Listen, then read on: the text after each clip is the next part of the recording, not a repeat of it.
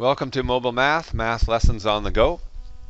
Today's learning goal, by the end of this lesson, I should be able to multiply together two decimal numbers with up to tenths in them without the use of a calculator. Quick reminder of our decimal places and what they're called. So we have our decimal place that follows to the right of the 1. As we continue to the right, we have smaller parts of a whole unit. So I have tenths, hundreds, thousands, etc. As I move to the left, I have placeholders that keep track of hundreds, tens, and ones. Please notice there's only one group of ones. There's no once with a th on it. Everything works out from the ones category. So as we move to the left, tens. As we move to the right, tenths with a th. Previous big idea, when we multiply a decimal that is by a decimal that is between 0 and 1, the product must get smaller. So you'll notice I have 6 times 0.5, or 6 times 5 tenths. 6 also times a half, lots of different ways to say that. And when we multiply them together, I've used a number model here. You can see how I've used the repetitive addition.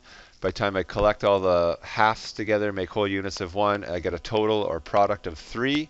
So 3 is smaller than the 6 I started with. And that was we covered that in the previous video. So when we multiply by a decimal smaller than 1, so between 0 and 1, our product needs to get smaller.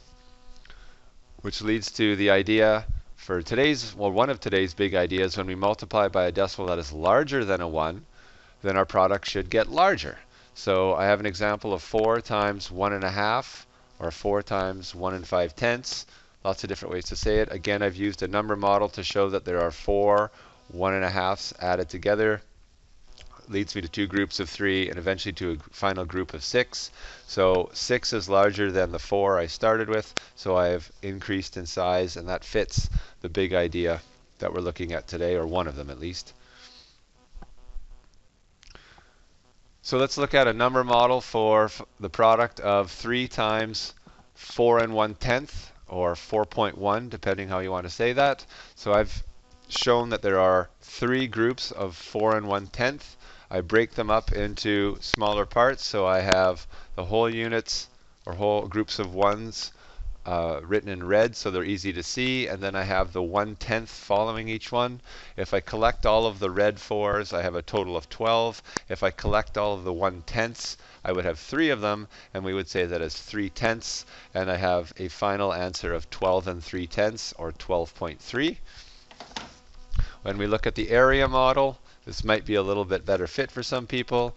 3 times 4 is 12, and then got it important how you list, or how you say this last part. 3 groups of 1/10. That's the final. So 3 groups of 1/10 would be 3/10, or 0.3, and when we add those together, we get the same answer. Okay, so for some questions, the number model will work really well. For others, the area model is a good choice. As we begin to use more decimal places in a question, we will eventually need to move towards the column model of multiplication. The next example will start us on that path. So if I want to find the product of 4.5 times 1.5, or 4.5 times 1.5, or 4 5/10 times 1 5/10, lots of different ways to say this. The first thing I'm going to notice, both numbers are larger than 1, so I expect my final product to be greater than 4.5. So that's the first thing I want to have in my head. So I'm going to start with a number model, and I might hit a bit of a challenge here, and that's absolutely fine. So I broke up the 1.5, or the 1.5, into some parts, and then I'm going to try my distributive model. So 4.5 times 1, I'm fairly comfortable that that's a 4.5. Now this is where it might get a little challenging. 4.5 times a half, so I'm asking for what is half of 4.5. And now if you can't do that in your head, that's totally fine. We're going to look at a couple different ways to solve this. But I know half of 4 is 2, and half of a half is a quarter, or half of 50 100ths is 25 100ths. So if you're really comfortable with your multiplication facts, you might find the number model works really well. If you're not so comfortable, that's okay. Let's try it a couple different ways. Area model, 4 times 1 is 4. No problems there. Now I'm going to work to the right. 4 groups of 5/10. or 4 groups of 50 100ths. 4 groups of a half is probably the easiest way to think about that. 4 groups of a half is 2. Work on the bottom row now. 1 group of 1/2 or 1 group of 0.5. That just stays the same. And now the final piece, and then this is where I have these little questions down at the bottom. What is half of a half? What is half of 50 hundredths? Well, half of 50 hundredths is 25 hundredths, which is 0.25. If we add all of those up, you'll notice I get the exact same answer. Oops, that's supposed to be a decimal. 6.75 or 6 75 100ths. Let's try it as a column model, and we'll look at this a couple different ways. So this may get a little challenging. Don't panic. We'll give it a chance here. So I'm going to start with multiplying, and I'm going to refer to the 0.5 as a half. Okay, so 0.5, I'm going to say as a half quite a bit here. So the first part is a half times a half. Well, a half of a half is a quarter, or a half of 50 100ths is 25 100ths. There's the first piece. A half of 4 is 2. Okay, and I'm going to try and keep my decimal places sort of lined up so we can see where everything falls. I'm then going to move to the next number, and the next number here is a 1. So a 1 times a half is a half. And a 1 times a 4 is a 4. So if you have to, you can put your decimal places all in a row. If we add all of these parts up, you'll notice I get 6 and 75 100ths. So I got the same values as the area model. Okay, so column model 2, I'm going to try and do 2 different ways. And I'll try and be very clear in what I'm saying. So the first part of column model number 2, for the first example of that, is going to be I'm going to multiply the 0.5, or this 0.5 right here, into the top. So if I think about this, I'm multiplying 4.5 by a decimal that is between 0 and 1. I'm ignoring the 1 for now. I'm just looking at this 0.5. So I would expect the result to be smaller here.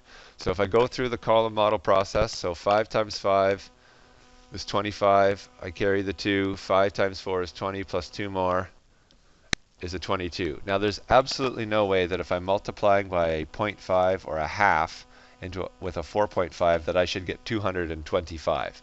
There's just no way. But what I can notice is that I've gotten smaller, or I have half of 4.5. I may notice there's 2 decimal places, and I will put my decimal place in there. Okay, that might be a bit of a stretch for people. That's okay. We're going to look at this a bunch of different ways. The next part is I am multiplying 4.5 times a 1. So, and this is where I have to keep track of these decimal places. So 1 times 1/2 or 5/10 goes in the first column. 1 times 4 is a 4. And if I add all of those pieces up, you'll notice I get the same answer of 6 and 75 100ths. Again, there's some issues with lining up decimal places. The final way we'll do this is with column model number 2, and it's the least language-wise appropriate for mathematics, but it's probably one of the easier ways to keep track of everything. Okay, so please watch, and I'm going to say this the way most people will explain it. 5 times 5 is 25. Carry the 2. 5 times 4 is 20 plus 2 more is 22. I'm going to ignore all decimals at this point in time. I'm going to put my placeholder of a 0 in there. 1 times 5 is 5. 1 times 4 is 4. I'm going to just add up the columns, and I get 675. Now I have to take into account my decimal places, and here's what's really nice about this. All I have to do is count them. If I count up 2 decimal places, I move this over 2 decimal places. That's where the decimal place will land, and you'll notice I get the exact same value of 6.75, or 6 and 75 100ths. Okay, so this model here has the least accurate mathematical language in it, but if you could pick up the pattern, it's actually quite powerful and very efficient. So we're going to explore that a bit more with one more example. So I have 6.2 times 1.5, or 6 and 2/10 times 1.5. So if I do a quick area model here, 6 times 1 is 6. One group of 2/10 is 0.2 still. 1/2 times 6, or 6 groups of a half, is a 3. And lastly, 1/2 of 2/10 would be 1/10. Okay, so if I add that all up, I end up with a total of 9 3/10, or 9.3. If I do that fairly quickly with the column model, I have a half times 2/10, which is 1/10, so that's this piece. A half times 6 is 3. 1 times 2/10 is a 0.2, and a 1 times a 6 is a 6. Again, if we add all that up, I still get the 9.3. And I'll slow down here and I'll do the column model number 2 with the same language most people will use to explain it. Here we go. 5 times 2 is 10, carry the 1. 5 times 6 is 30, plus 1 more is 31. I'm going to put a placeholder of a 0. I move over. 1 times 2 is 2. 1 times 6 is 6. I add up the columns. And now the big finish here, all I have to do is count decimal places. So there is 1 decimal place, 2 decimal places. So I do 2 jumps over. I put a decimal place, and I get the exact same answer as the other 2 models. So please press pause on the video and try the following. So if you could find the product for these following 3 questions, so please press pause now. Okay, welcome back. So I'm going to use the second column model just for speed's sake here. The first example, I'm multiplying by a decimal that's between 0 and 1, so I expect my final answer to get smaller here. And I'm going to walk through the language again. 6 times 5 is 30. Carry the 3. 6 times 8 is 48, plus 3 more is 51. Now I have 2 decimal places, so I will move my decimal place over, and I have a final answer of 5.1, or 5 1/10. 3.4 times 1.8. Again, I'm going to use the second model because it's a little quicker. 8 times 4 is 32. Carry the 3. 8 times 3 is 24, plus 3 more is 27. Again, I'm ignoring all decimal places at this point in time. I put my placeholder in. 1 times 4 is 4. 1 times 3 is 3. Add up the columns. Be careful, that second column has carryover. So I'm left with a 6, a 1, and a 2. And again, there are 2 decimal places. So I jump over 2 spots and I put my decimal.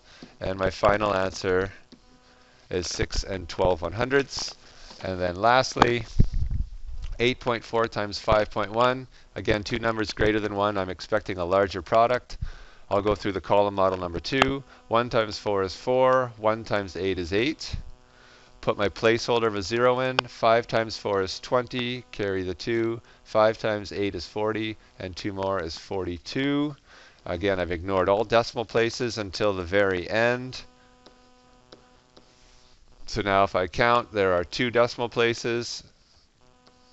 I put my decimal place right between the 2 and the 8, and I have a final answer of 42 84/100ths.